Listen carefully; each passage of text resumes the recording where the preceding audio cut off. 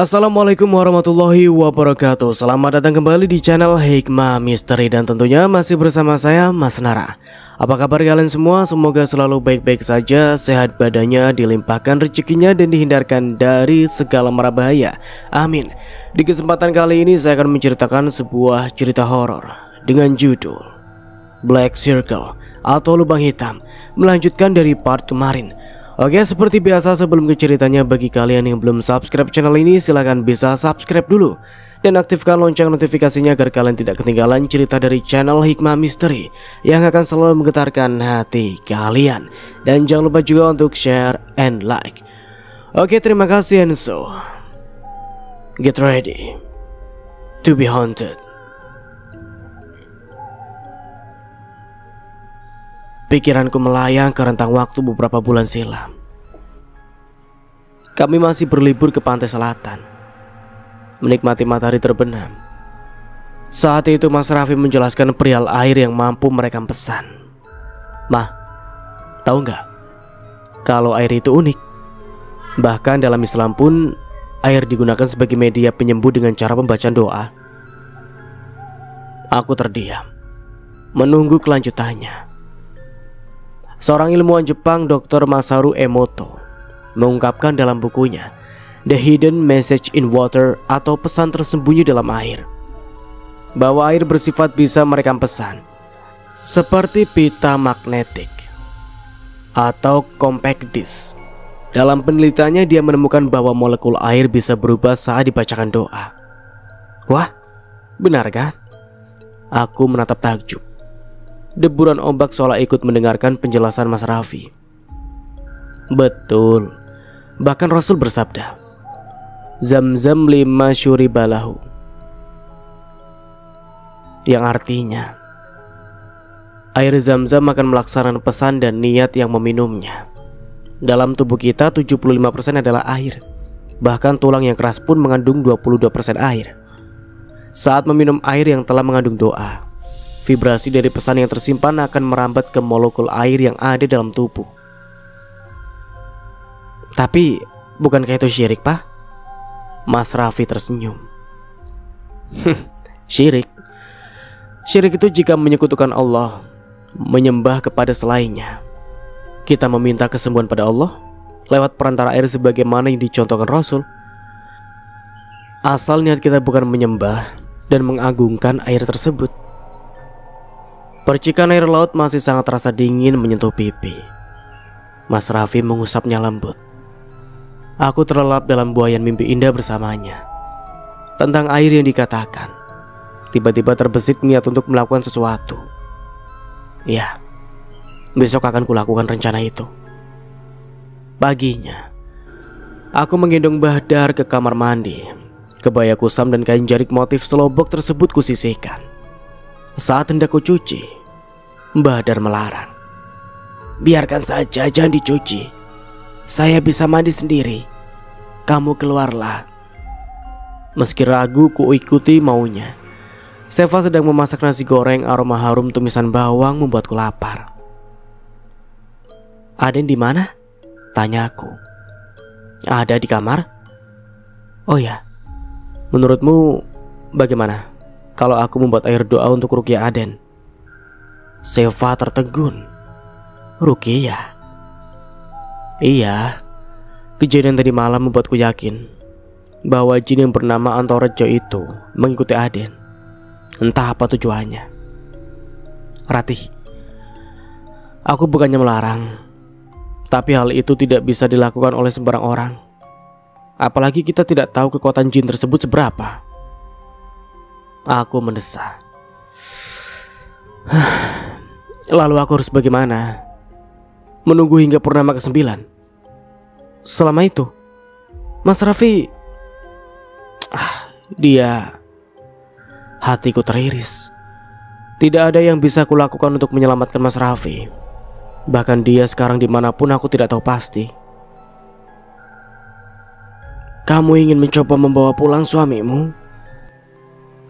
Bahdar tiba-tiba muncul di bawah kami, sudah rapi dengan pakaian yang kuberikan. Entahlah, dengan kondisinya yang tidak bisa berjalan, Wanita tua itu mampu melakukan aktivitas mandi dan berganti baju sendiri dalam waktu yang singkat. "Mbah, carilah lelaki yang kemarin kamu temui di tepi hutan. Dia bisa membantumu," ujarnya. Aku merunduk. Siapa dia sebenarnya? Apa Mbah tahu? "Reksa." Meski Mbah Hadar enggan menjelaskan pria lelaki tersebut, setidaknya aku sudah tahu namanya. Hanya saja bagaimana cara agar bisa bertemu dengan Reksa. "Pukullah batang kayu paling besar yang kamu temui dengan bambu. Dia pasti akan segera muncul." Mbah Hadar membuyarkan lamunanku. Aku tidak bertanya, meski penasaran. Kenapa? Terlalu banyak pertanyaanku yang diabaikan. Biarkan wanita itu yang menjelaskan atas kehendaknya. Setelah membawa Mbah Hadar kembali ke kamar, aku bersiap. Seva mengikuti pergerakanku dengan tatapan cemas. Namun tekadku sudah bulat. Istri mana yang tega membiarkan suaminya terlunta-lunta di tengah hutan, bahkan dalam kondisi tidak sadar? "Pangkaslah sebatang tebu ireng di dekat sumur, berikan padanya untuk sebagai upah," perintah Mbah Hadar. Aku mengangguk. Kulakukan semua perintahnya dengan baik. Pukul 9 ransel kusandang. Seva melepaskan kepergianku dengan pelukan. "Tolong titip Aden dan Mbah Hadar ya, Sev," bisikku. "Pasti. Semoga kamu berhasil dengan selamat." Bibirku mengulas senyum kecup. Membayangkan masuk ke hutan yang penuh misteri tersebut, sebenarnya kaki terasa berat. Namun mengingat Mas Raffi, setengah berlari aku menyusuri padang ilalang dengan gesit. Sudah beberapa kali melewati area ini, membuat kaki terbiasa menapak tanpa takut terperosok. Matahari memberikanku kekuatan dan juga keberanian untuk masuk wilayah pepohonan yang mulai terasa hawa dinginnya. Setelah berjalan beberapa meter, aku mencari batang kayu terbesar. Bambu dalam genggaman siap kuhantamkan. Itu dia. Dung dung dung dung. Keulang berkali-kali hingga telapak tangan memerah. Sepi. Tidak ada tanda-tanda Reksa akan muncul. Tiba-tiba sekelebat bayangan berusaha menyerangku. Sigap kuayunkan bambu tetapi hanya memukulku ruang kosong. Gesit juga. Reksa melompat turun dari dahan pohon yang cukup tinggi. Tatapannya tajam seperti biasa. "Mau apa lagi? Hutan jati ini kamu kira taman bermain?" Aku mericak kesal. "Suami saya terjebak di sini kemarin. Saya melihatnya di lapangan kecil tengah hutan bersama orang-orang aneh lainnya." Reksa mengernyitkan dahi. "Kamu bisa mendekati tempat itu tanpa ketahuan?" "Hah?" tanyanya dengan heran. "Iya, kenapa? Tolong, bantu saya menyelamatkan Mas Raffi," pintaku. Reksa tersenyum mengejek. "Apa imbalannya?" Kubuka ransel dan memberikannya 5 batang tebu ireng. Raut wajah Reksa terlihat berubah drastis. Ada emosi yang tak bisa kuuraikan. Pasti wanita tua itu yang menyuruhmu melakukan ini kan?" Dengkusnya meraih batang tebu tersebut. Aku mengangguk. Saat memulai perjalanan, tiba-tiba pikiranku tertuju pada cerita Mbah Hadar soal anak keenamnya yang dibuang ke hutan.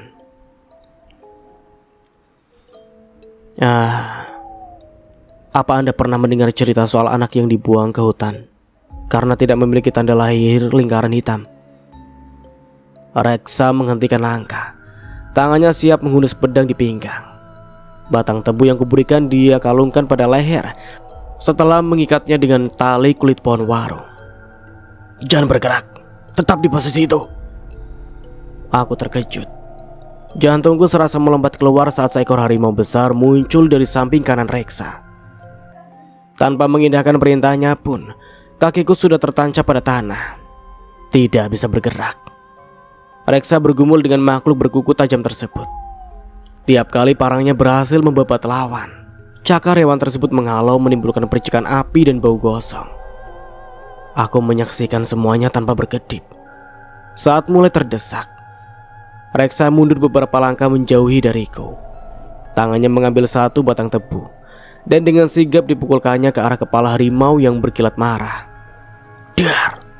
Ledakan hebat terjadi. Hewan itu menghilang tanpa jejak. Aku menatap takjub. "Ayo!" teriak Reksa membuyarkan lamunan. Aku kembali berjalan setengah berlari menyusulnya. Langkah lelaki itu kian melebar dan tergesa, tanpa sempat memberi penjelasan soal harimau aneh yang baru saja menyerang. Tanpa Reksa beritahu, aku sudah menduga kalau harimau itu bukanlah hewan biasa. Mulai perjalanan selanjutnya, kuusahakan lebih berhati-hati dan waspada. Tebu ireng yang kini tinggal 4 batang mengayun di dada Reksa. Jalur yang diambil bukanlah jalan menuju Gubuk Badar. Tentu saja bukan. Dia membawaku ke sebuah suara. Air terjun. Apa mungkin di sekitar sini ada sungai? Aku belum pernah melihatnya. Apa Anda ada hubungan darah dengan Badar? Aku membuka percakapan karena suasana yang canggung. Reksa tidak menyaut. Tiba-tiba dia berbalik lalu mengayunkan pedang ke arah kepalaku. Cerak! Darah membuncah ke wajah. Seekor ular sanca mengelepar di bawah kakiku dengan tubuh tanpa kepala. Gusti Allah. Aku terduduk lemas. Reksa menusuk badan ular sebesar lengan tersebut lalu melemparnya ke semak. Ku bersihkan wajah yang terkena cipratan darah menggunakan sapu tangan. Andai tadi tebasnya meleset, mungkin kepalaku sudah terpental entah kemana. Makasih, ucapku sambil kembali mengekor. Semakin lama, pepohonan kian rapat. Suara burung hanya terdengar samar. Karena tingginya ranting, deru air terjun menggemuruh, seolah menggetarkan tanah yang kupijak. Masih jauh, bisikku saat jarak kami cukup dekat. Reksa menunjuk sisi kanan. Semak yang sangat rapat tidak bisa kami lewati. Mungkin dia sedang mencari jalan memutar. Mataku mengawasi tiap semak yang bergerak. Takut jika hewan buas kembali menyergap. Sekitar 1 jam, kami tiba di ujung hutan. Depan adalah jurang dengan dasar pepohonan. Air terjun ada di seberang. Ini di mana?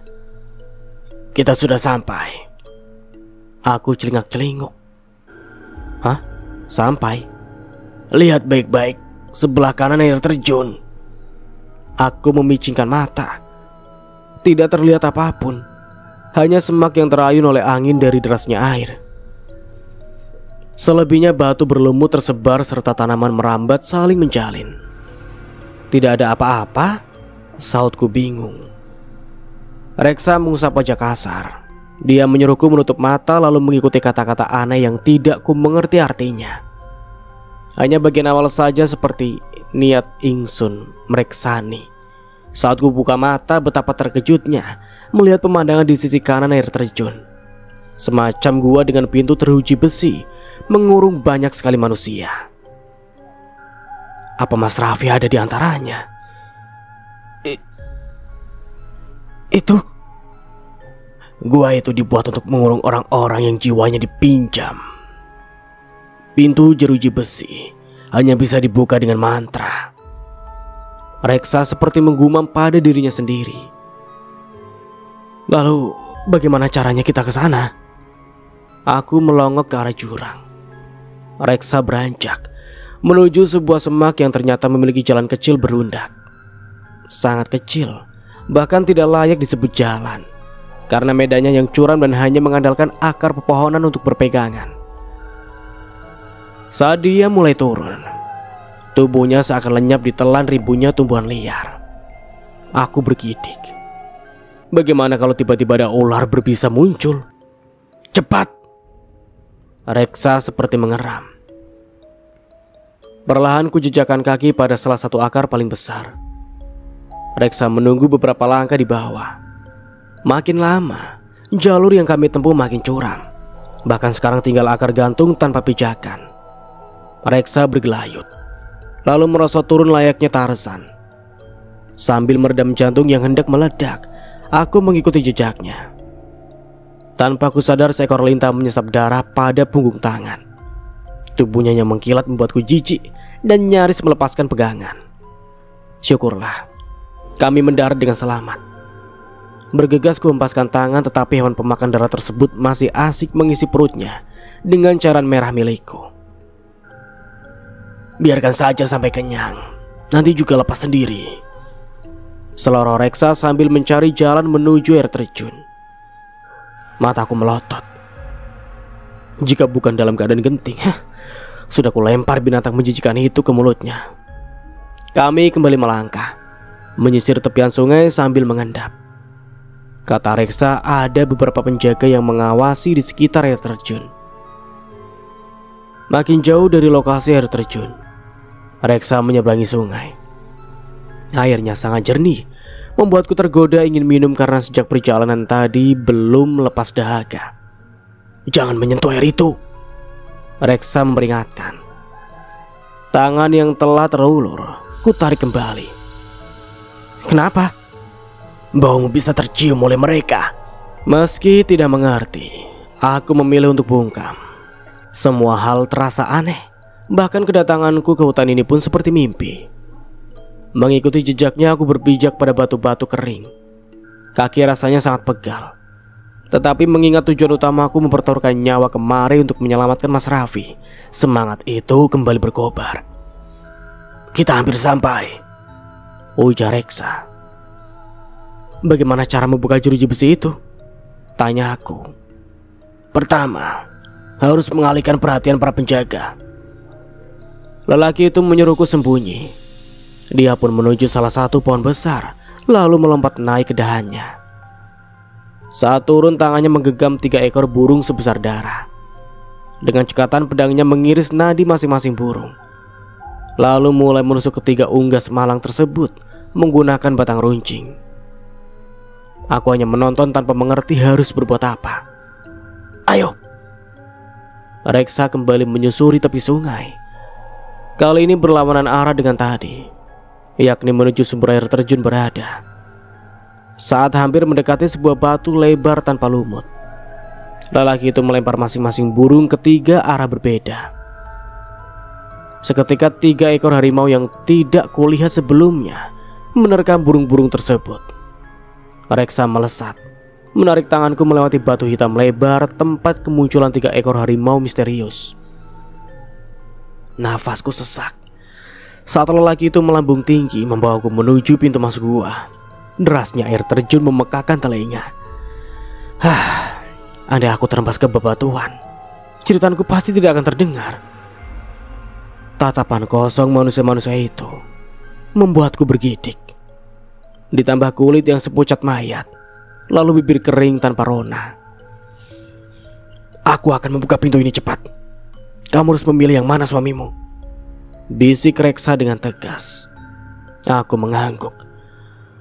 Sedari tadi mataku sedang menyisir kumpulan orang-orang aneh tersebut. Namun Mas Raffi tidak terlihat di antaranya. Gak ada, bisikku gemetar. Reksa mendengus kesal. Dia menelisik ke arah lain. Itu, tunjuknya pada pohon besar di atas kami. Mas Raffi tergantung di sana dalam kondisi tidak sadarkan diri. Tubuhnya terlilit tali dari dada hingga pinggang. Nyaris saja aku berteriak jika Reksa tidak memukul tengkukku. Mulut rasanya terkunci. Seluruh tubuh tidak bisa digerakkan. Hal yang kukhawatirkan terjadi. Lelaki itu kembali membawaku melayang menuju pohon tempat Mas Raffi berada. Sesampainya di sana, Reksa segera menurunkanku ke tanah. Di balik pangkal pohon, beberapa saat kemudian, dia sudah kembali membawa Mas Raffi. Merepotkan, gerutunya. Aku hanya mampu membuka mulut tanpa bisa berkata maupun menangis. Mas Raffi selamat. Hanya saja bagaimana cara kami pulang? Reksa membuka totok pada tubuhku. Seketika seluruh tubuh melemas. Aku melotot padanya. Seenaknya melakukan hal tersebut tanpa meminta izin. Belum sempat mengucap kalimat kekesalan, terdengar daun kering saling bergesek. Pandangan kami satu arah. Semak di belakang Mas Raffi yang bergerak.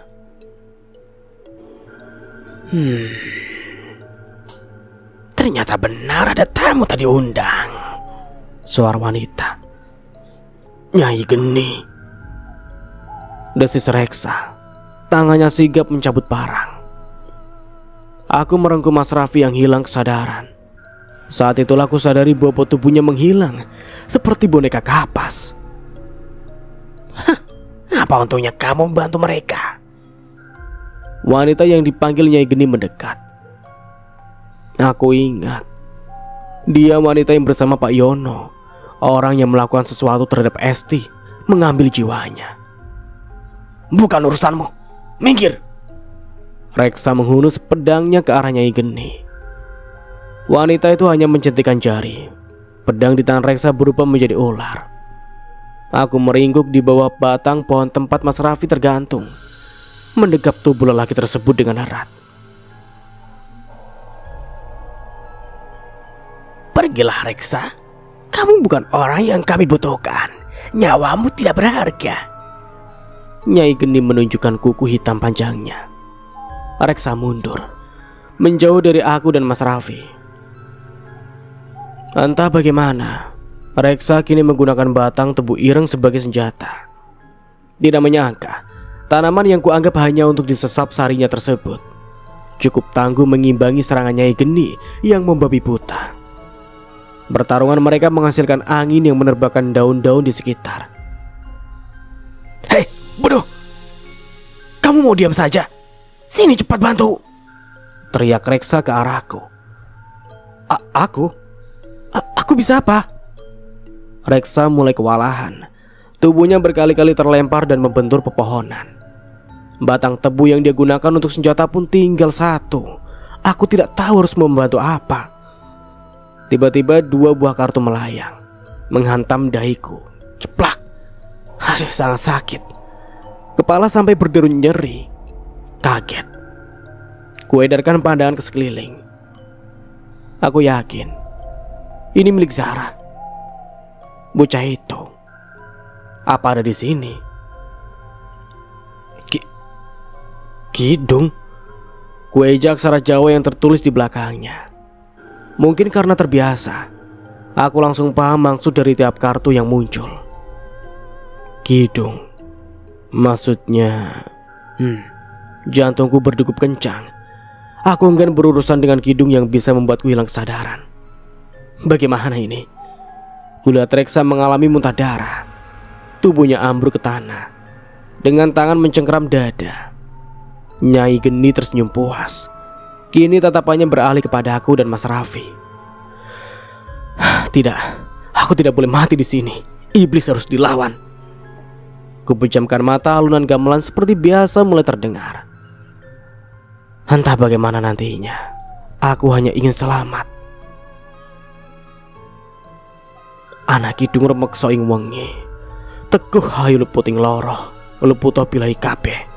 Jen setan datan puron paneluhan tono ana wani, miwah penggawe Allah. Gunaning wong luput geni atemhon tirta. Maling adoh tan ana ngaring mami, guna duduk pansirna. Baru 1 kali lantunan, tubuhku bergetar hebat. Panas membakar dada, naik ke kepala hingga membuat semuanya gelap. Samar terdengar pekikan menggelegar. Sebelum benar-benar lenyap, dia memberi ancaman. Akan ku balas kau nanti. Kepakan sayap burung yang melintas rendah membuatku tergegap. Sekejap aku tidak ingat sedang berada di mana. Namun saat aku menyadari Mas Raffi ada di sisiku, kejadian beberapa waktu lalu menyergap pikiran. Aku ada di hutan. Reksa tidak terlihat. Bahkan lokasi yang tadi sempat porak-poranda karena pertarungannya dengan Nyai Geni kini tampak rapi, seolah tidak terjadi apa-apa. Kemana orang itu? Masa pergi begitu saja? Hari mulai petang. Jarak pandangan hanya beberapa meter. Aku memapa Mas Raffi. Meski tubuhnya ringan, cukup sulit membawanya dalam keadaan pingsan. Terseok ku ambil jalan ke kanan. Entah bagaimana nantinya, itu lebih baik daripada diam di tempat. Makin lama gelap menyelimuti seluruh hutan.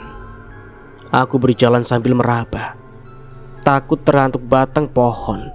Situasi seperti ini paling tepat untuk memasrahkan diri. Hidup dan matiku milik Tuhan. Andai nyawa kami berakhir hari ini, setidaknya ada yang sudah kuperjuangkan. Mas Raffi. Setitik cahaya kehijauan bergoyang. Aku yakin itu kunang-kunang. Namun dilihat dari jumlahnya, kurasa tidak hanya satu, seperti sekumpulan. Zara? Aku memekik bahagia melihat kemunculan bocah tersebut. Tangannya memegang botol berisi ratusan kunang-kunang. Meski kehadirannya selalu tiba-tiba, tetapi ku tahu dia sangat membantu. Andai dia bukan bocah yang dingin, sudah kepeluk dia seperti anak sendiri.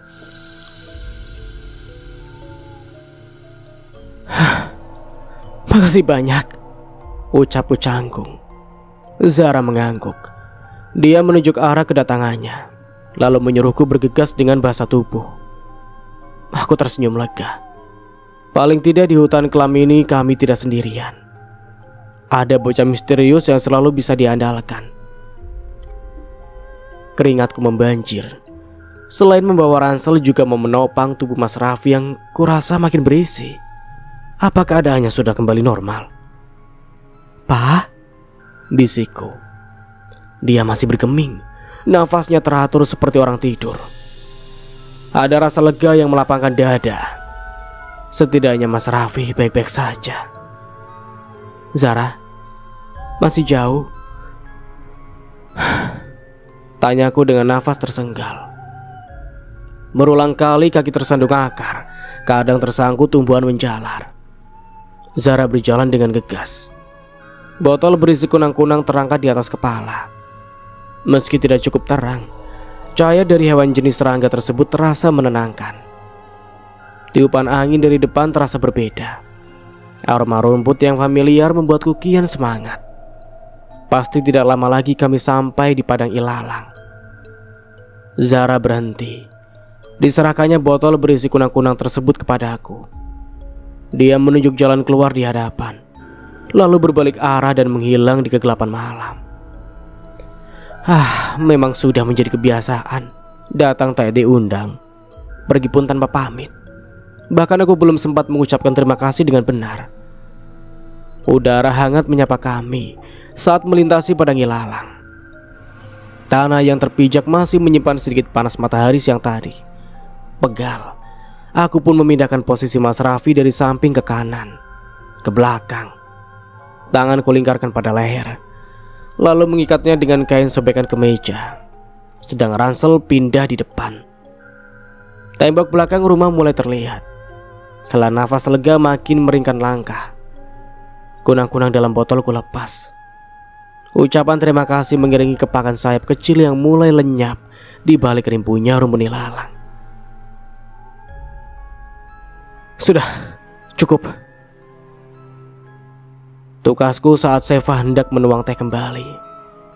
Seharian aku terus kepikiran dengan kalian. Syukurlah kamu bisa membawa pulang Mas Raffi dengan selamat, ujar Seva berkaca-kaca.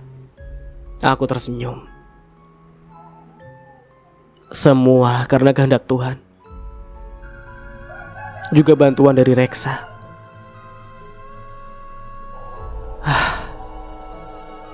Lelaki itu, apa dia memperlakukanmu dengan benar? Seva menatap khawatir. Reksa banyak membantuku hari ini, tapi entah kenapa dia menghilang begitu saja. Tepatnya saat aku tidak sadarkan diri setelah berkidung. Rat, kamu yakin kalau Nyai Geni yang kamu maksud adalah wanita yang bersama Pak Yono kemarin lalu? Aku mengangguk. Bahkan sisik hijau di lehernya masih kuingat dengan jelas. Nyai Geni memiliki tanda yang sama. Kalau begitu, kemungkinan dia yang selama ini mengambil jiwa orang-orang, termasuk Mas Raffi. Lalu Pak Yono, kenapa bisa lelaki itu terjerat bersama wanita tersebut? Seva mengetuk jari ke teko teh di hadapannya. Entahlah, banyak hal belum bisa kita pecahkan. Tadi saat di gua tempat penyekapan orang-orang, aku tidak menjumpai Esti. Kemana wanita itu ya? Kami terdiam. Malam kian larut, tetapi tidak ada rasa kantuk yang menyerang. Aku teringat sosok berwarna merah yang kulihat di bawah ranjang. Sekilas di balik wajahnya yang menyeramkan, mirip dengan seseorang. Bahdar. Mau kemana? Seva menatapku. Ke kamar Bahdar. Aku ikut. Tidur saja, Sev. Kamu pasti juga capek mengurus Aden dan Bahdar seharian, ucapku sambil berlalu. Pintu kamar tengah tidak pernah tertutup rapat. Lampu tidur pun kubiarkan menyala. Dari luar kulihat Bahdar meringkuk menghadap tembok. Makin hari kondisinya kian melemah. Apa aku salah membawanya kemari? Mbah, panggilku lirih. Bahdar beringsut berusaha membalik badan. Matanya terpejam tetapi mulutnya menjawab panggilanku. Ada apa? Aku melangkah masuk. Ragu. Ku pegang tangannya yang keriput. Dingin. Wajahnya pun pucat pasi. Mbah baik-baik saja? Iya. Saya mau tanya sesuatu. Aden katanya pernah melihat tangan kurus berkuku hitam keluar dari tanah berbentuk lingkaran di halaman itu. Saya pun kemarin malam melihat sosok serupa. Wajahnya merah, rambut panjang. Apa Mbak tahu? Atau itu hanya halusinasi kami? Bahdar masih terpejam. Namun dari rautnya aku tahu dia terkejut. Kinanti, desisnya. Mendengar nama itu tengkuku meremang. Kinanti istrinya Joko? Iya. Dap. Lampu padam. Aku tahu hal buruk akan terjadi. Ku genggam tangan Bahdar dengan erat. Wanita itu merapalkan sesuatu saat bau busuk mulai menyengat.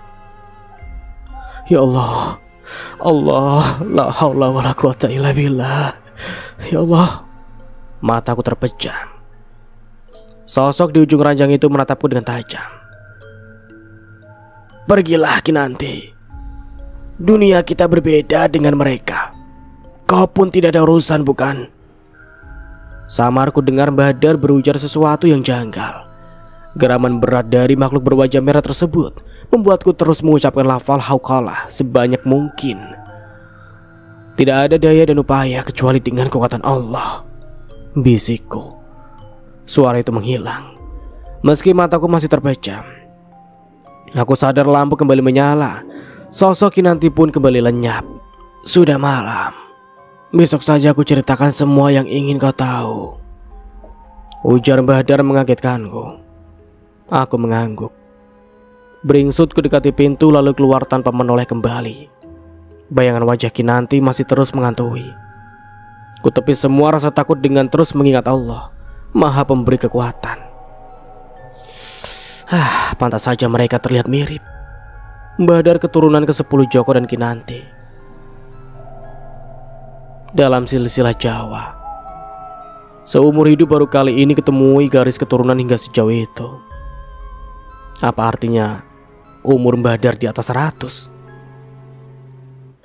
Sesuai janji, Bahdar pagi ini menceritakan semua hal terkait dengan kejadian yang telah kami alami. Mas Raffi sudah terbangun. Hanya saja pandangannya kosong. Tidak bisa diajak komunikasi. Kondisi Aden masih normal. Tidak ada kejadian aneh selama kemarin aku pergi menjemput Mas Raffi. Sosok itu Kinanti. Dulu saat Joko berhasil menguasai harta karun yang terpendam di desa ini, Kinanti pun hidup layaknya seorang ratu. Hingga tiba saat penyerahan tumbal pertama, yakni anak laki-laki mereka. Awalnya Kinanti menentang niat Joko untuk menyerahkan anak mereka yang memang memiliki tanda lingkaran hitam. Namun janji adalah janji. Jika tidak ditepati, jiwa mereka akan menjadi budak Baal selamanya. Aku menelan Salifah. Tentu saja Kinanti menentang. Hati ibu mana yang rela menyerahkan buah hatinya kepada iblis? Selama 10 tahun, Joko dan Kinanti memiliki 7 orang anak. Dari ke-7 keturunannya hanya 4 yang memiliki tanda lahir lingkaran hitam. Tapi dalam perjanjian itu, bukan hanya Joko dan Kinanti saja yang harus menyerahkan anak-anak bertanda khusus. Namun semua keluarga yang ikut dalam pendirian desa dan menikmati harta karun tersebut. Hingga suatu ketika, ada di mana dalam 1 tahun tidak ada satupun anak yang memiliki tanda lingkaran hitam. Baal pun murka. Dia meminta jiwa Kinanti sebagai gantinya. Seva mencengkeram lenganku. Duduknya sejak tadi sangat gelisah. Keringat membanjiri di sekujur tubuh. Sev, kamu kenapa? Panas. Sejak mata batinku terbuka, aku tidak merasakan hawa dingin sama sekali. Rasanya mereka ada di setiap sudut rumah. Desanya. Terus bagaimana? Sedangkan Esti sudah gak ada. Aku menatap bingung.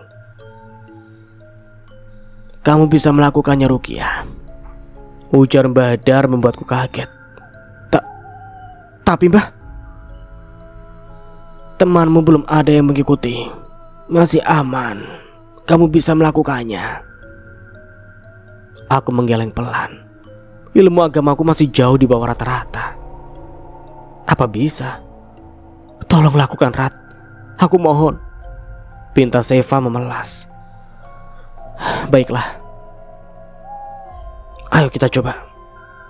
Gue ambil air wudhu dengan beragam perasaan. Di rumah ini hanya aku dan Seva yang waras. Kalau sampai dia kenapa-napa, mungkin hidupku pun akan berakhir. Jadi akan kulakukan saran dari Mbah Hadar. Semoga dengan ini satu persatu masalah bisa terselesaikan. Saat mengambil air di gelas, sekilas kulihat sosok manusia kecil di meja makan. Dia menatapku seolah memberi keyakinan. Entah keyakinan akan apa. Dipandu Mbah Hadar, aku melakukan penutupan mata batin milik Seva. Selama prosesnya tidak ada hal-hal ganjil. Hanya saja tubuhku terasa berat dan lemah. Sudah, cukup. Bagaimana? Mbah Hadar menghadap ke Seva. Wanita itu mengangguk. Wajahnya sudah kembali segar. Beberapa kali menatap sekeliling. Tubuhnya tidak bereaksi apa-apa. Syukurlah, ucapku lega. Makasih, Rat. Dia memelukku. Jangan berterima kasih padaku, tapi sama Allah yang masih mengizinkan kamu kembali seperti semula. Aku istirahat dulu ya. Seva mengangguk. Kutinggalkan dia bersama Mbah Hadar. Tujuanku ke kamar depan di mana Mas Raffi berbaring seperti patung hidup. Kuelus dahinya, tidak ada respon sama sekali. Pak, aku tahu kamu kuat. Cepatlah kembali. Lalu kita pergi dari sini. Kasihan Aden. Bisiku serak. Entah karena kelelahan, aku langsung tertidur saat menyentuh bantal. Baru sekejap tiba-tiba mimpi yang terasa sangat nyata kualami. Ruhku seakan berpindah tempat. Di mana rumah mertua, di dalam salah satu ruangan megah tersebut. Kulihat mereka sedang bercakap dengan seseorang. Sepertinya aku kenal dia. Iya, dia orang yang menjual rumah kepada kami. Bagaimana? Dengan ini tidak ada yang menaruh curiga dengan Anda? Lelaki berdasi tersebut tersenyum penuh keyakinan. Apa tidak bisa orang lain saja? Ibu mertuaku terlihat tegang. Perjanjiannya adalah keluarga. Kalau hal tersebut tidak ditepati, jiwa kalian akan bersamanya hingga hari kiamat tiba. Kulihat bapak berbisik sesuatu. Ibu pun mengangguk pasrah. Emas di tangannya bergemerincing. Iya, saat menjabat tangan orang tersebut sebagai deal atas perjanjian mereka. Entah apa itu. Aku berdiri di ambang pintu, tetapi sepertinya mereka tidak ada yang melihat. Sayang, pembicaraan mereka telah usai. Surat dalam genggaman Seto, lelaki yang kini kuingat namanya, telah ditandatangani oleh bapak. Mataku melotot mendengar penuturan mereka. Jadi semua ini sudah direncanakan. Apa yang sebenarnya terjadi? Tapi aku sangat sayang sama Aden. Dia anak yang baik dan penurut, tidak seperti cucu kita yang lain. Isak ibu. Bu, Ane bisa ditukar. Sudah sejak tadi kita melakukannya. Tapi mereka hanya menginginkan anak seperti Aden. Entah apa alasannya. Ingat, kita bisa hidup mapan seperti ini berkat mereka. Emas yang mereka berikan waktu itu sudah kita gunakan untuk membeli saham. Jadi imbalan yang diminta cukup menyerahkan Aden saja, dengan cara membelikan mereka rumah lalu mengirimnya ke sana. Darahku serasa naik ke ubun-ubun. Tega sekali mertuaku mempertaruhkan nyawa anak dan cucunya ke desa antah berantah ini. Ya Allah. Aku mengerang hingga tergagap. Mimpi sekejap itu seperti kejadian lalu yang berhasil kulihat. Mereka sengaja mengirim kami ke sini untuk menjadikan Aden tumbal. Seva mengetuk pintu. Mungkin mendengar teriakanku saat tidur tadi. Rati? Kamu baik-baik saja? Iya, Sev. Hanya mimpi. Entah apa yang harus kulakukan sekarang. Harta karun itu sebenarnya ada di mana? Kenapa mertuaku sampai tahu? Bahkan bisa mendapatkannya. Ya, mungkin Badar tahu jawabannya. Seva tidak kalah kaget mendengar cerita tentang mimpiku tadi. Menurutnya, itu sebuah penglihatan. Menurutku, itu bukan cuma mimpi biasa, karena terjadi begitu cepat. Padahal kamu bilang baru saja merebahkan tubuh, ujarnya. Aku pun mengangguk. Begitulah. Aku melihat bukan merasakan, seperti halnya mimpi. Mbah, harta karun itu wujudnya apa? Dan ada di mana? Tanya Seva mewakili rasa penasaranku. Badar menghela nafas. Pandangannya menerawang ke halaman rumah yang beberapa hari terakhir tidak pernah kusentuh. Ada di tengah hutan. Setelah Joko meninggal, harta itu menjadi rebutan anak dan para pengikutnya. Lalu dibuatlah sebuah keputusan, harta tersebut dibagi rata. Kenapa mertua saya bisa tahu soal harta tersebut? Tanya aku. Kemungkinan ada orang yang tidak mampu memberikan tumbal sesuai perjanjian, sehingga dia memberi sebagian hartanya kepada orang lain dengan syarat imbalan seorang anak yang diperlukan. Karena siapa saja yang menikmati harta tersebut wajib memberikan persembahan paling tidak satu orang anak. Aku tercekat. Penjelasan Badar memberikan titik terang. Kenapa kami bisa terjebak dalam ini? Ternyata semua karena mertuaku yang berniat menumbalkan Aden. Hingga sekarang tidak ada nomor yang bisa kami hubungi. Semua jaringan hilang, bahkan kendaraan pun tidak ada. Kutatap Seva dan rasa bersalah menyeruak. Secara tidak langsung, aku seolah membawanya terlibat dalam masalah yang pelik ini. Sebanyak apa harta karun itu hingga Joko sangat berambisi untuk menguasai? Gumamku. Aku tidak peduli bahwa dia leluhur Badar. Harta itu peninggalan salah seorang pendekar sakti di Jawa. Dulu di zaman penjajahan Belanda. Dia dikenal sebagai perompak yang ditakuti kompeni sepulang berdagang. Di dalamnya selain emas dan berlian yang bisa mencukupi satu negara, juga terdapat cincin sakti bermata biru miliknya. Tapi hingga kini cincin tersebut tidak pernah ditemukan. Oh, pantas saja, desisku. Mengenai Nyai Geni, siapa dia? Wajah Badar berubah tegang. Dia menatapku dengan lekat. Kamu sudah berjumpa dengannya? Aku mengangguk. Iya. Kemarin dia bertarung dengan Reksa. Lalu saat saya menyanyikan Kidung Remuk Soing Wengi, mereka hilang. Untung ada Zara yang menuntun jalan pulang. Nyai Geni adalah jin wanita yang diutus untuk memimpin para manusia pengikut Baal. Dia sangat berbahaya. Untunglah kamu masih dalam lindungan Tuhan, tutur Badar. Ya, benar. Semua hal yang sudah kami lewati atas kehendak Tuhan. Aku pasrahkan hidup dan menantiku kepadanya.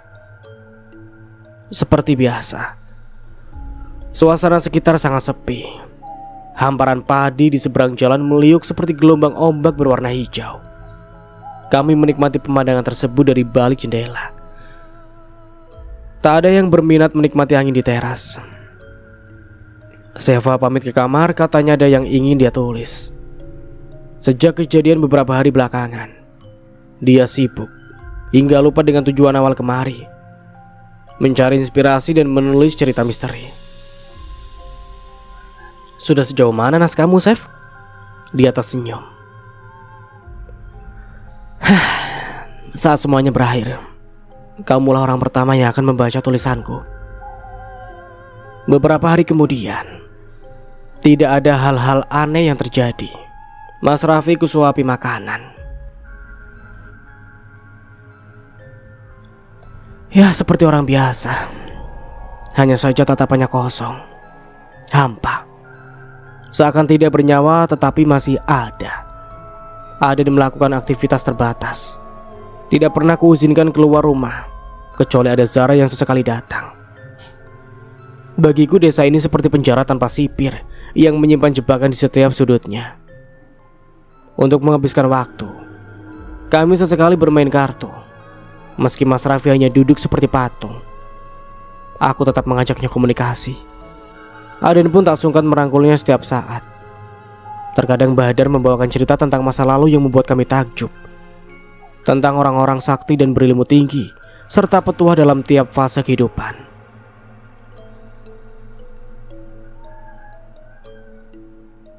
Dalam hitungan Jawa, angka 21, 22 dan seterusnya tidak dibaca 21, melainkan selikur, rolikur, dan seterusnya.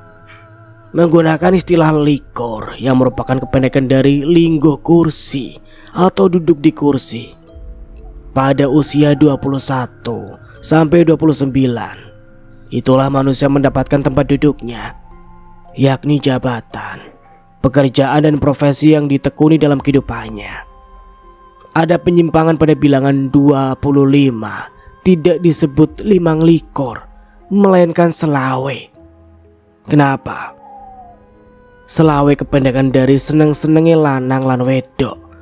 Puncak asmaranya lelaki dan perempuan ditandai dengan terjalinnya suatu ikatan pernikahan. Aku dan Seva mengangguk. Aden tentu saja belum mengerti. Dia duduk terkantuk-kantuk. Kemudian ada penyimpangan lagi untuk bilangan 50, bukan 50, melainkan 50. 50 berarti senang ketonan atau suka memakai ketu, kupluk, penutup kepala, bisa juga kopiah. Tandanya usianya semakin lanjut. Mestinya seseorang makin meningkatkan ibadah untuk bekal kemudian hari. Terakhir 60 dilafalkan sewidak, singkatan dari sejatine wis wayahe tindak. Maknanya, di usia tersebut sudah saatnya pergi. Harus siap jika sewaktu-waktu dipanggil Yang Maha Kuasa. Tak terasa air mataku tumpah. Filosofi angka tersebut membuatku berpikir bahwa andai manusia berumur panjang, seperti itulah jalan hidupnya. Bagaimana denganku, Mas Raffi, bahkan Aden? Hanya Tuhan yang tahu.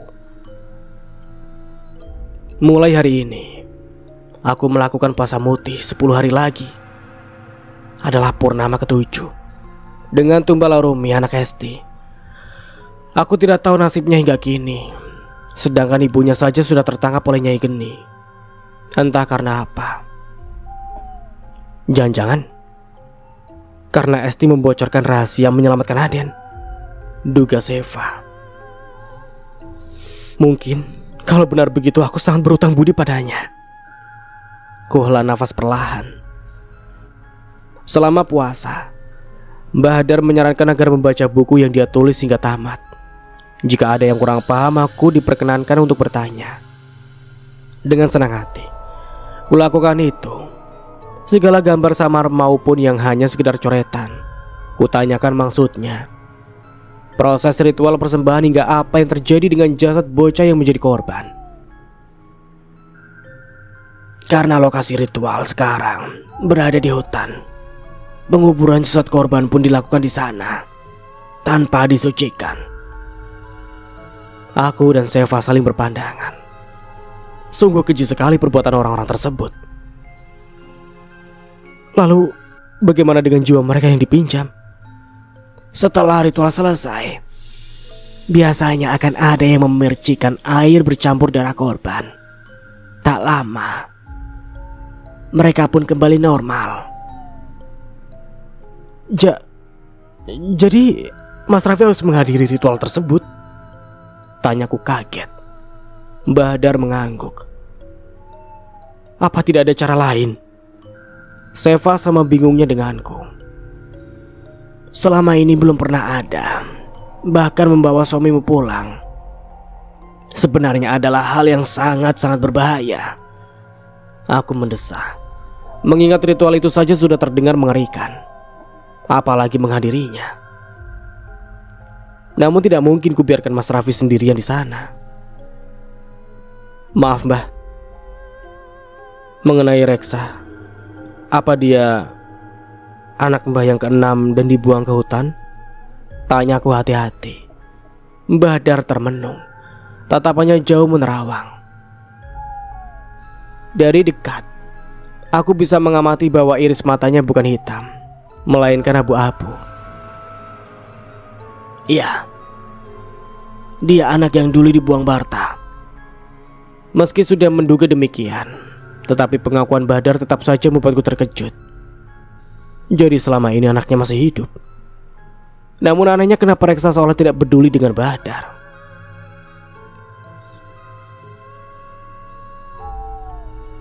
Reksa pasti merasa sakit hati dengan pelakuan bapaknya, juga dengan saya yang tidak bisa menghalangi niat menubalkan saudara-saudaranya. Seva mengangguk. Dia sepertinya paham dengan apa yang telah terjadi. Posisi Mbah Hadar sebagai seorang ibu tentu tidak rela nyawa anaknya dipermainkan. Reksa pun hanya memandang dari sisi diri sendiri dan saudara-saudaranya yang menjadi korban. Aku teringat lukisan buram yang waktu itu tidak sengaja kutemukan di gudang. Ku ambil benda tersebut dari laci kamar, lalu menunjukkannya ke Mbah Hadar. Ini siapa Mbah? Kenapa mirip dengan Zara? Apa mereka ada hubungan darah? Mbah Hadar terdiam. Dipandangnya lukisan hitam putih yang sebagian sudah pudar. Anak kedua Kinanti. Dialah yang paling mirip dengan ibunya. Entah siapa yang melukisnya. Sejak saya tinggal di rumah ini, benda itu sudah ada. Perasaanku tidak enak. Apa Zara juga masih keturunan mereka? Kenapa gadis itu selalu berkeliaran di hutan tempat aku tersesat? Aku sering meragukan bahwa Zara bukan manusia. Namun di siang hari pun dia muncul. Bukankah makhluk alam lain takut dengan matahari? Perutku sangat mual. Awal puasa mutih, tubuhku mulai bereaksi. Lemas, bahkan beberapa kali muntah. Seva menyuruhku ke kamar untuk beristirahat saja. 9 hari berlalu. Malam ini adalah purnama ke-7. Sejak sore cuaca sudah terasa aneh. lebih gelap dan mencekam. Sesekali terdengar guntur bersaut-sautan, namun hujan tidak kunjung datang. Kondisi Mas Raffi makin memprihatinkan. Makanan yang dia telan hanya sebatas bubur dan air putih saja. Secara fisik tubuhnya terlihat makin kurus. Aku akan pergi malam ini. Tolong jaga Aden dan Bahdar, Chef. Seva memelukku. Dia kini sudah seperti separuh nyawaku. Andai tidak ada dia. Kamu gak usah khawatir mereka. Aku akan menjaganya. Apapun yang terjadi, fokuslah ke Mas Raffi saja. Maaf ya, aku jadi melibatkanmu hingga sejauh ini. Kenapa kamu harus minta maaf? Tidak ada yang salah di sini. Kalian hanya korban, dan aku secara tak sengaja dikirim kemari untuk melengkapi. Canda Seva getir. Ketika senja mulai turun, hawa terasa panas dan pengap. Ada yang terlihat gelisah. Jika aku perhatikan tanda lingkaran hitam di tangannya kanannya makin terlihat jelas. Beberapa kali dia mondar-mandir meminta minum, lalu duduk. Terkadang berdiri mematung di jendela, kemudian lari ke pintu belakang menuju sumur. Den, ku tarik tangannya saat hendak berlari ke belakang. Ada apa? Nggak apa-apa kok, Mah. Gerah. Duduk sini, Mama kipasin. Aku menepuk sofa. Dia menurut. Kulihat kulitnya memerah seperti terbakar. Badannya juga panas. Aku memanggil Seva. Apa karena ini purnama ke-7? Bisik Seva. Entahlah. Ku minta Seva untuk tidak pernah meninggalkannya barang sebentar. Hari sudah benar-benar gelap. Suara azan yang masih saja terdengar misterius mulai berkumandang. Bergantian kami sholat, setelah itu aku tersiap. Aku berangkat sekarang, Sev. Kamu ingat jalannya? Seva terlihat ragu. Itu aku tidak yakin. Ada Sarah di depan. Biar dia yang menunjukkan jalannya, ujar Bahdar. Serentak kami melihat keluar lewat jendela. Benar saja bocah itu sudah berdiri mematung, dengan tangan menggenggam saling bertautan. Aku yakin isinya kartu mainan misterius. Baiklah, entah kenapa aku selalu lega kalau ada Zahra. Walau dia bukan manusia sekalipun. Tak apa, bisikku pada Seva. Wanita itu kaget memandang Zahra dan aku bergantian. Yakin, Rat? Aku tertawa kecil. Memang, jika dipikirkan terlalu jauh, semua hal yang telah terjadi bisa membuat gila. Hidup kami yang semula aman dan baik-baik saja harus mengalami hal mistis seperti ini. Jangan takut untuk menyanyikan kidung tersebut. Niatkan hati untuk meminta perlindungan kepada Tuhan, pesan Bahdar. Aku mengangguk. Mas Raffi kutuntun menuju halaman. Setas tali ku ikatkan pada pergelangan tangannya dengan tanganku yang lain untuk berjaga-jaga. Hati-hati, Rat. Seva melambai. Sejenak aku menatap wajah Aden yang terlihat bingung. Tetapi kutunggu pun tidak ada pertanyaan yang dia ajukan. Mungkin memang lebih baik tidak perlu menjelaskan tentang apa yang akan kami lakukan. Sepanjang jalan tidak ada angin yang berdesir. Zahra berjalan tanpa suara. Bahkan tapaknya nyaris tak terdengar. Mas Raffi seperti kerbau dicucuk hidung. Sesekali ku tepuk pundaknya, sekedar menguatkan diri sendiri. Kami mengambil jalur sisi hutan yang lain. Jika tidak salah saat aku membawa keluar Bahdar melewati wilayah ini, tiba-tiba teringat kembali dengan Kromoleo yang membawa wanita tua tersebut. Menurut Seva, saat aku pingsan kemungkinan yang mengantarkan pulang adalah Reksa. Memasuki kawasan hutan kami langsung disambut oleh kegelapan. Sesaat aku ragu untuk melangkah. Bagaimana bisa kami berjalan tanpa penerangan? Bodohnya, Center bisa terlupa begitu saja. Seolah mengerti keraguanku, Zahra memperlambat langkah. Dia mengulurkan tangan dan langsung kusambut dengan bimbang. Baru kali ini aku bersentuhan dengan gadis pendiam tersebut. Selama menggenggam tangan Zara, aku merasa antara mimpi dan nyata.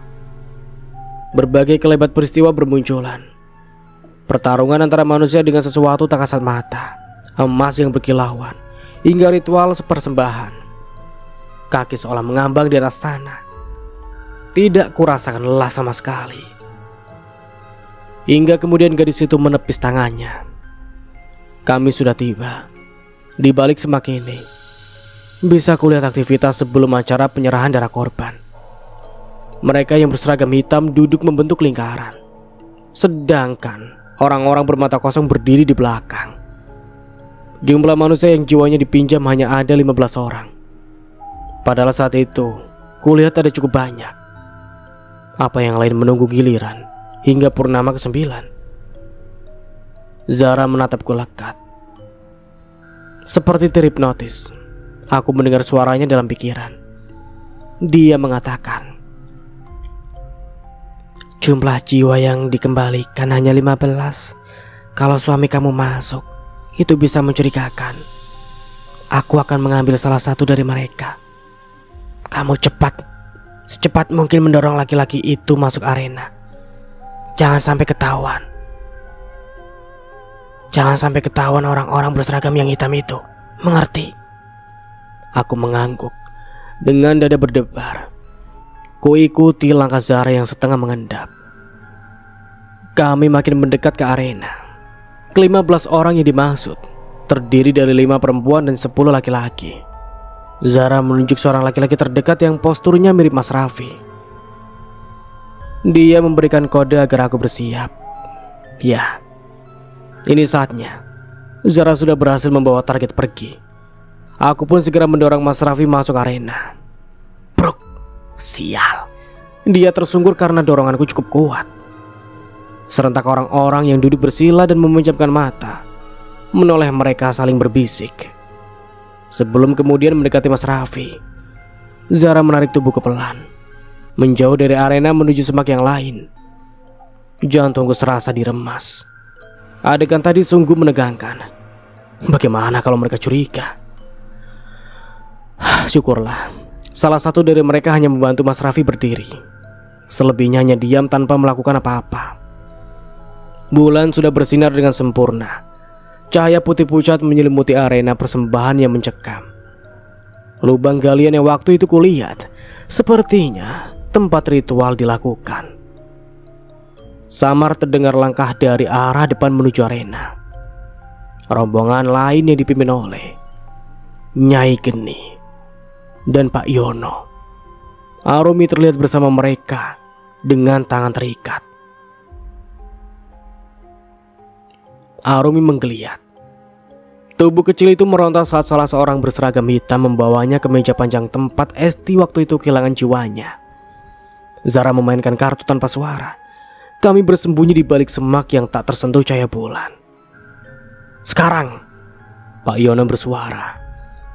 Nyai Geni yang berada di sampingnya mengangguk. Tangan berkuku panjang itu terlulur ke meja tempat Arumi berbaring yang tertutup kain hitam. Katakan, siapa nama lengkap dan nasabmu? Nyai Geni mengeram sambil memercikan air kembang dalam kendi. Arumi bergeming. Arumi Endah Pertiwi binti Karyono. Aku menutup telinga. Jeritan menyayat gadis cilik tersebut mencabik-cabik hatiku. Asap ungu tipis meliuk dari tubuhnya yang terbujur ke aku. Nyai Geni tersenyum puas. Bawa ke lubang kalian. Tuan Baal sudah kehausan. Jika tidak ada Zara di sampingku, mungkin mulut ini sudah tergugu. Tidak bisa kubayangkan andai Aden yang berada di posisi tersebut. Sungguh manusia-manusia berarti iblis, Pak Yono. Dia tanpa belas kasihan membiarkan anaknya menjadi tumbal. Proses selanjutnya, aku lebih memilih berpaling sekilas. Hanya kulihat Arumi yang mulai diturunkan ke dalam lubang galian. Salah satu pelaku ritual membawa wadah. mungkin untuk menampung darah. Yang lain membawa sejenis belati yang berkilat, memantulkan cahaya bulan.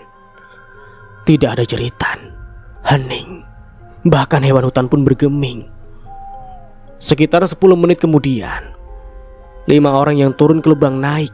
Selanjutnya mereka menimbun tubuh Arumi begitu saja. Lebih hina dari seonggok bangkai. Proses terakhir seperti yang Badar jelaskan, memercikan air kepada 15 orang yang jiwanya dipinjam. Sesaat tidak terjadi apapun. Mereka masih terdiam di tempat. Namun saat bulan tertutup awan hitam, satu persatu dari mereka mulai tergagap, seolah baru bangun dari mimpi. Terlihat wajah-wajah linglung memandang satu sama lain. Tanpa suara mereka mengikuti orang-orang berseragam hitam serta rombongan Nyai Geni yang berarak menuju tempat lain, mungkin ke desa. Secepat kilat, Zara menyambar tubuh Mas Raffi dan mendorongnya ke semak tempatku meringkuk. Aku langsung membekap mulutnya agar tidak bersuara. Shh, jangan bicara apapun dulu, Pak. Ayo kita pulang. Sebelum beranjak, kami memastikan rombongan Nyai Geni benar-benar menjauh. Zara mengangguk, dia kembali mengulurkan tangan. Saat ku dengar bisikan yang sangat familiar, seperti suara Nyai Geni yang mengeram. Sampai jumpa di purnama ke-9. Mas Raffi menyesap teh yang disediakan Seva, sedangkan aku membuat nasi goreng untuknya. Dia masih terlihat bingung, beberapa kali memanggil nama aku. Lalu urung. Badar dan Aden tidur dalam satu kamar. Kata Seva agar mudah menjaga keduanya. Jam sudah menunjukkan pukul 3 dini hari. Kami tiba di rumah dengan selamat. Berkat Zara, dia mengantar hingga teras. Tetapi saat ku minta untuk masuk, seperti biasa, gadis misterius itu milih untuk pulang. Entah pulang kemana. Aku enggan menanyakannya ke Badar. Makan yang banyak ya, Pak. Aku meletakkan nasi goreng ke hadapannya. Kamu mau, Chef? Seva menggeleng. Melihat kalian pulang dengan selamat saja aku sudah lega. Aku tersenyum. Memang benar, semua berkat Allah yang masih melindungi kami. Namun tetap saja ada yang mengganjal di pikiran. Purnama ke-9. Aku tidur dulu, Rat. Kalau butuh bantuan, bangunkan saja ya. Pamit Seva. Iya, makasih. Kutemani Mas Raffi yang makan dengan lahap. Terlihat sekali bahwa dia sangat lapar. Kamu gak makan, Mah? Aku menggeleng. Dia belum tahu apapun soal puasa muti yang kujalani demi menyelamatkan Aden. Makan ya, aku suapi. Mas Raffi mengulurkan sendok. Enggak, Mas. Aku masih kenyang. Tolak aku. Sedikit saja. Mas, aku makan sendiri. Kudorong perlahan sendok tersebut hingga masuk ke mulutnya. Makanlah yang banyak. Kamu butuh tenaga untuk hari esok. Aku mau lihat Aden sama Badar dulu ya. Kalau sudah selesai makanannya, tidur saja. Badar. Mas Raffi menghentikan suapannya. Iya, aku membawanya ke sini. Kasihan di hutan sendirian. Kamu gak keberatan kan? Mas Raffi terdegun, namun sejurus kemudian tersenyum dan mengangguk. Gak apa-apa. Paginya, Mas Raffi sudah terlihat lebih sehat. Hanya sesekali masih bingung dengan keberadaannya. Pelan ku jelaskan tentang apa yang telah terjadi, termasuk kondisi Ade yang tidak baik-baik saja. Jadi, selama ini aku tidak ke kota, tapi malah menghilang di hutan. Iya, aku menemukan ponselmu, tapi entah di mana motor kita. Mas Raffi terdiam. Dia berusaha mengingat hingga dahinya berkerut.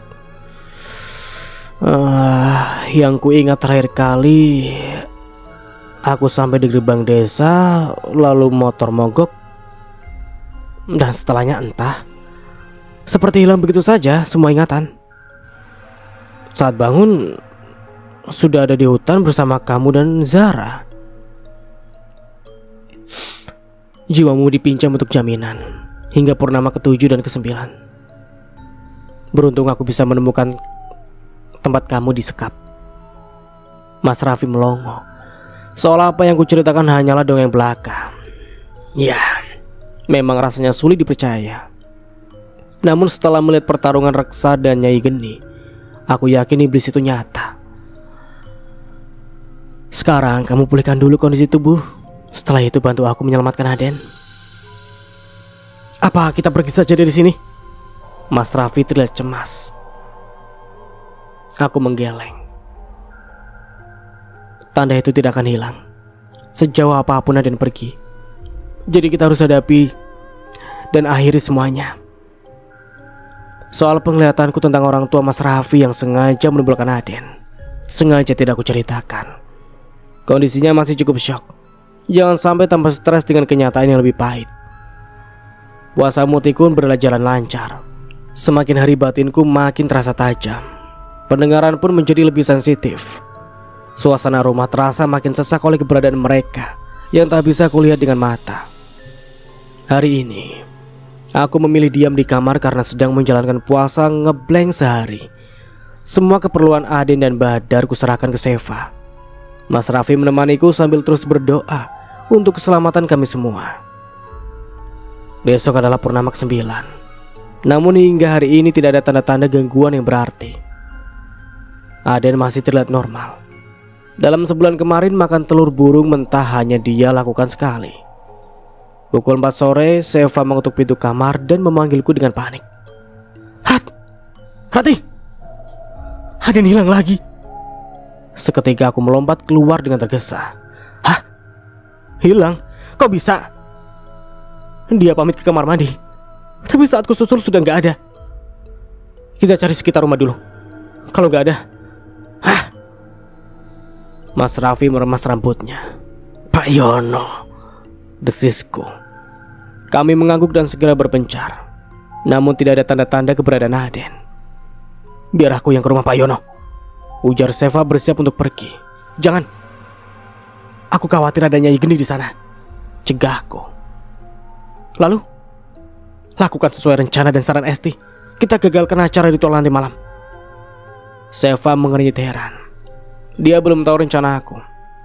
Mas Raffi menatap kami dengan bingung. Aku yakin mereka membawa Aden untuk persiapan nanti malam. Selepas asar, ayo kita berangkat ke hutan. Kami kembali masuk rumah.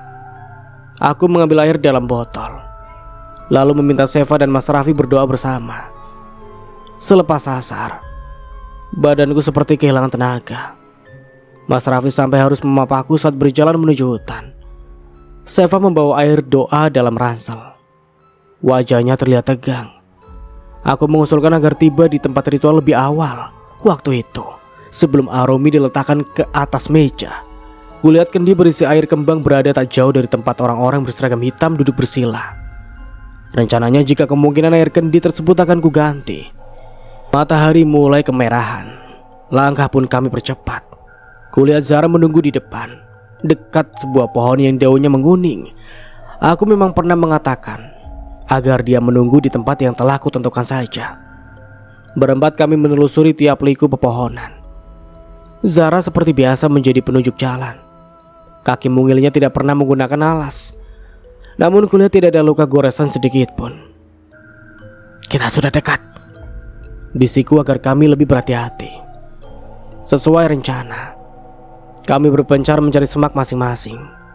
Suasana masih sepi. Hanya ada beberapa orang yang berjaga. Kendi berisi air yang kuincar adalah salah satu tangan penjaga.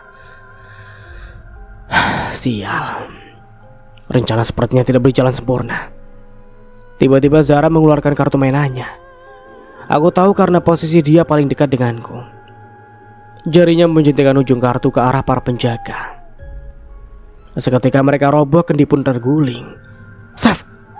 Seva melempar botol yang kumaksud, sedang Mas Raffi meraih kendi yang terguling. Air di dalamnya kami pindahkan ke botol lain, lalu segera mengganti dengan air yang kami bawa. Selesai. Kami kembali ke posisi masing-masing setelah mengembalikan kendi ke tangan penjaga.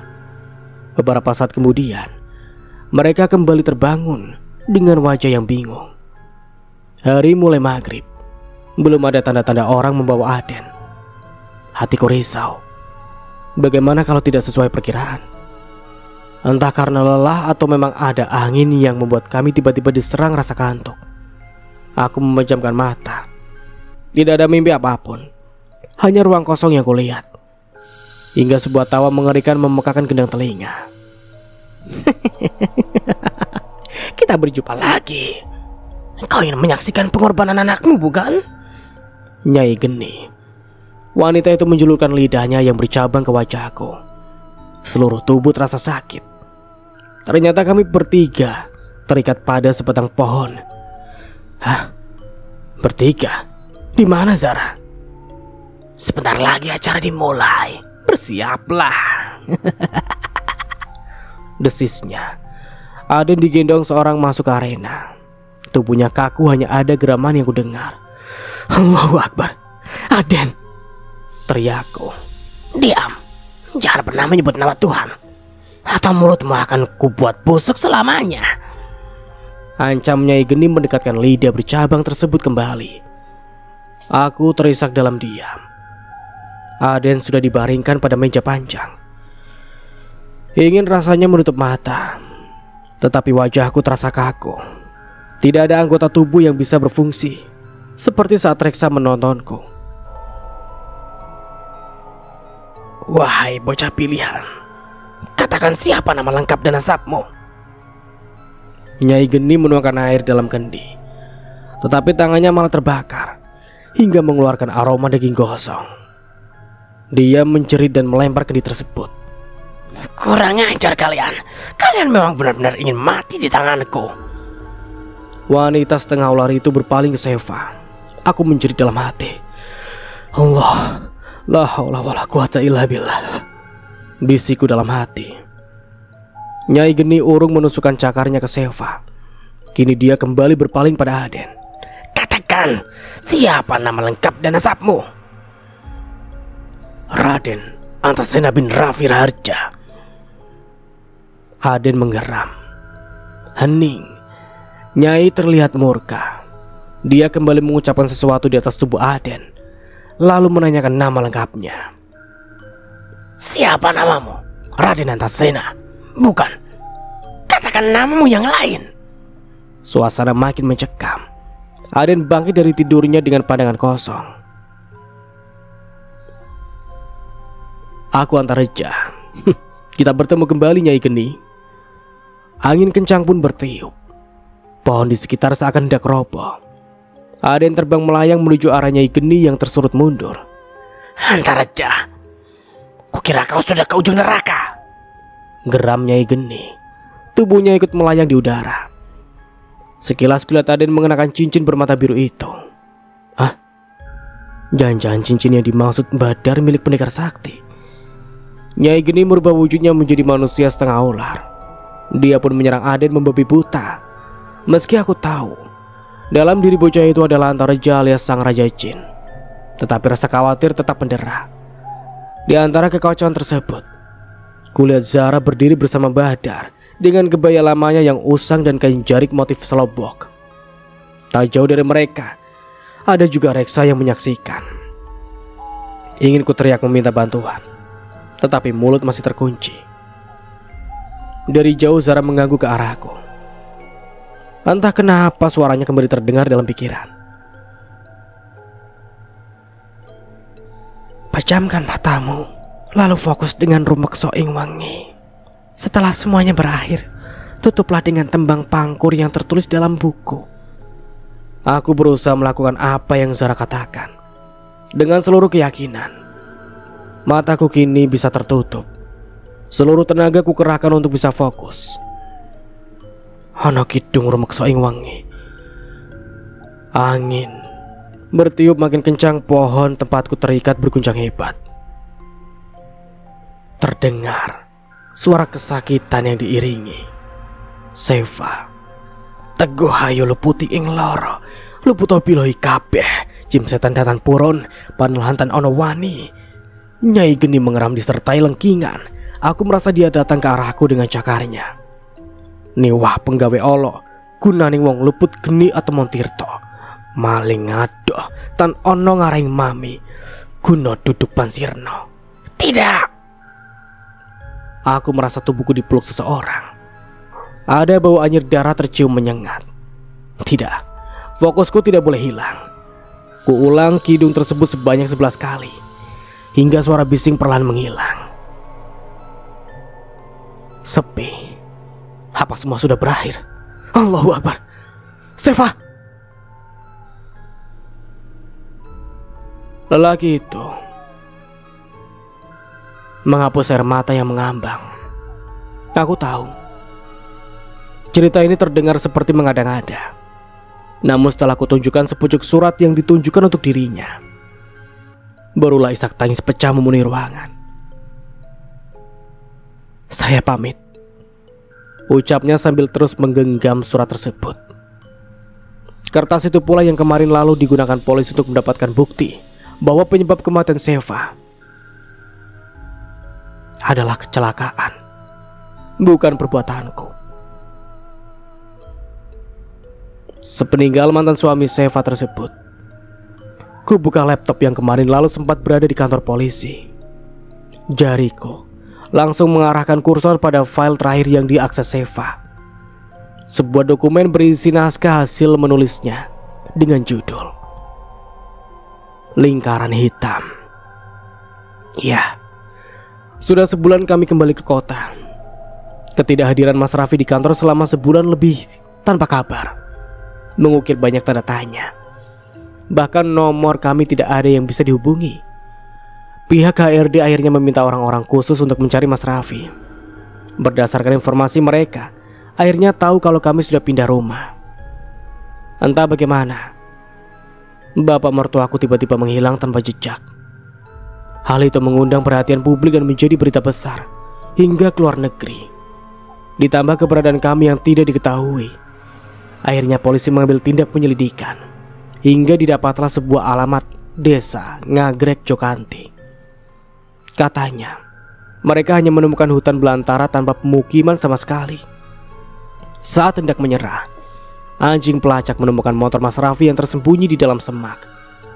Pencarian pun terus dilakukan. Berkat anjing tersebut mereka menemukan satu-satunya bangunan yang ada, rumah tua. Di salah satu kamar mereka mendapati kamar berempat. Seva adalah korban terparah. Dadanya koyak hingga jantung terlepas. Aden koma dengan cedera parah di kepala. Sedang Mas Raffi tidak sadarkan diri. Aku satu-satunya orang yang dalam kondisi sadar, meski hilang kewarasan. Dengan ini, kasus ditutup. Anda tidak bersalah, ucap salah satu dari mereka sambil menjabat tanganku. Aku hanya mengangguk. Tidak ada kata yang sanggup terangkai. Rasanya semuanya sudah menguap, seperti tubuh mereka yang perlahan hancur menjadi debu saat tembang panggur ku lantunkan. Kidung terakhir yang ku persembahkan. Saat semuanya selesai, tubuhnya Igeni terpotong menjadi 3 bagian oleh Aden. Para pengikutnya seperti petasan yang tersulut api, hancur berkeping-keping. Hanya tersisa Badar, Zara, dan Reksa. Mereka memandangku dengan ulasan senyum di bibir yang seputih kapas. Terima kasih. Berikan kidung panggur sebagai ucapan perpisahan kita. Suara Badar menggema. Bibirku bergetar. Di sela nafas yang tersengal lirih kulantunkan. Tan samar pamoring suksmo, sinuk moyo winoyo ing sepi, sinimpen talenging kalbu, pambukaneng marono, tarten saking liyip layaping ngaluyup, pindo pestateng supeno, sumsuping soroso jati. Perlahan tubuh mereka menyatu dengan udara, luruh, hingga benar-benar lenyap seperti butiran debu yang diterbangkan angin. Sekilas ada bayangan wanita lain yang merengkuh pundak. Zara, Kinanti, dan cerita pun selesai. Semoga kita bisa mengambil hikmahnya dari cerita di atas. Ambil sisi positifnya dan buang sisi negatifnya. Dan dari saya tentunya mohon maaf bila ada salah kata atau dalam penyampaian cerita. Akhir kata, wassalamualaikum warahmatullahi wabarakatuh. Sampai jumpa di video berikutnya. Bye bye.